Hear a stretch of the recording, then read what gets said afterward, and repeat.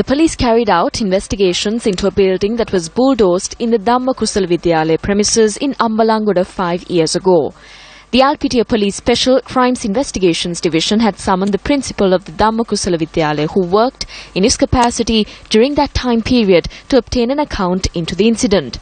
Action TV exposed last week the degrading ways that were employed by officers of the South to enroll students to the Dhamma Kusala Vidyalaya, which is considered as one of the schools that provides easy entry to deprived students who live in the coastline. The attempts to close down the school in the year 2000 was prevented by then-President. However, the school was closed down in 2011 following a report which was formulated citing the reasons for the closure.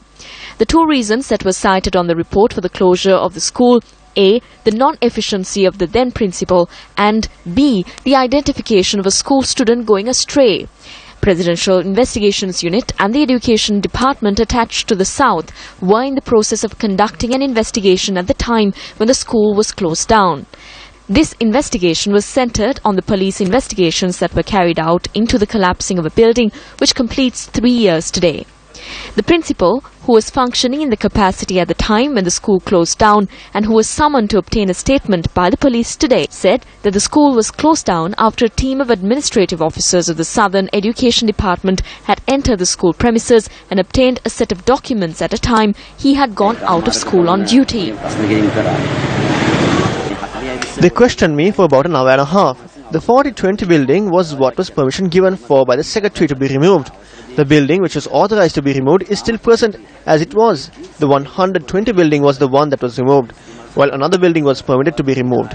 Apart from police investigations, there are many units that are carrying out investigations. I received a letter this morning from a state administration department requesting cooperation as there are investigations being conducted in this regard. Therefore, I will give my fullest support for this.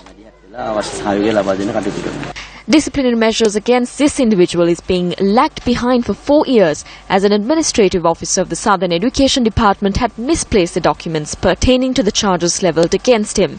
The officer in question retired last Wednesday. Among the letters that were misplaced was a letter that permitted the removal of a dilapidated building from the school premises. A building that was in good condition is now being bulldozed following instructions by the former deputy chairman of the Ambalangoda Municipal Council to do so. In the year 2012, the Chief Minister of the Southern Province gave his assurance at the Court of Appeal that the school in question will be reopened in 2014.